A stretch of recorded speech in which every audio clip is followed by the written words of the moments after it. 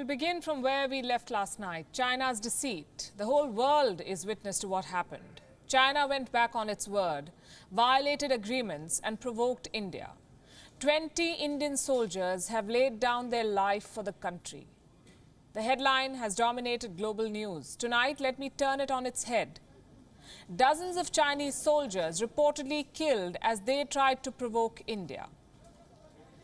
By all accounts, China's casualties are much higher. And no, that does not take away from the loss of Indian soldiers. This is not about statistics, this is about human lives. Having said that, the Indian army responded when provoked and thwarted the opponent, and that's what counts. We can't give a number because it's China we're talking about. They're not famous for sharing correct figures. Not in the case of the Wuhan virus and not in the case of the Ladakh border. China won't confirm the deaths. But reports say the casualty figure for China may be as high as 35. The list includes a commanding officer of the P.L.A. This is something that we reported last night. Now, a U.S. intelligence report is saying the same. This is their assessment too, that Indian troops gave a befitting reply to P.L.A. aggression. And now China is talking peace. They don't want any more flare-ups at the border, they say. We've heard this before, when the Chinese ambassador talked about the dance of the elephant and the dragon, not very long ago. China's words have to be followed by action, and they always fall short. Have their troops retreated? No, they haven't, if you go by the Chinese state media.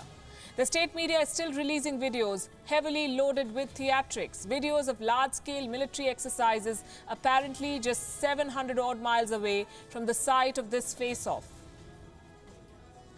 CCTV footage shows artillery being fired alongside troop movements and live fire exercises. On the ground, China appears to be in no mood for a peaceful solution. But officially, it continues to express faith in dialogue and diplomacy. The Chinese Foreign Ministry says it does not want to see any more border clashes with India. For China, the situation is still generally stable and controllable. Their words, the same words that China has been using for months. In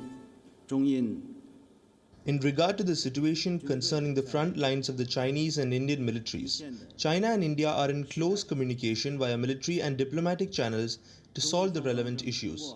Currently, the situation in the China-India border region is generally stable and controllable.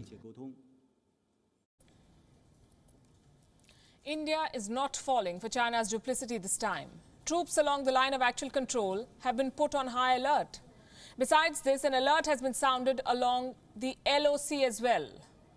The line of control, the western side, Uri, Kamalkot, Kupwara, Tangdhar, Gurez, Keren. Troops stationed in all these areas have been asked to prepare for quote-unquote every situation. Because China and Pakistan seem to be on the same page in flaring up tensions at the border. Every time China provokes along the LAC, Pakistan keeps the other side volatile. There's an attempt to engage India at multiple locations.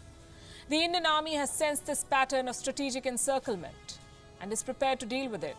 Back in New Delhi, Prime Minister Narendra Modi called for an all-party meeting on the 19th of June. This will be a virtual meet. The Prime Minister is expected to brief the opposition on the situation at the border. Reports say the government will invite suggestions to build an all-party consensus on dealing with China. In the meantime, talks with Beijing are still on. The hotline is still active, and India is not mincing any words. The External Affairs Minister of India, S. Jaishankar, spoke to his Chinese counterpart Wang Yi earlier this evening. And allow me to read out some excerpts of what was conveyed to China. And I quote, "The Chinese side took premeditated and planned action that was directly responsible for the resulting violence and casualties. It reflected an intent to change the facts on the ground in violation of all agreements. The unprecedented development will have a serious impact on the bilateral relationship, and the need of the hour was for the Chinese side to reassess its actions and take corrective steps."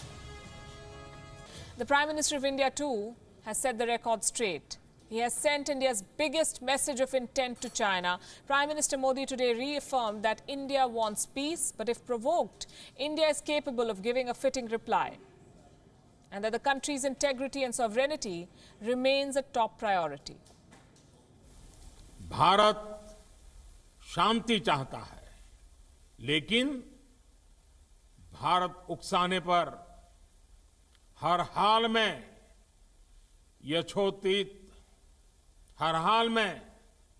यथोचित जवाब देने में सक्षम है। मैं देश को भरोसा दिलाना चाहता हूं, हमारे जवानों का बलिदान व्यर्थ नहीं जाएगा।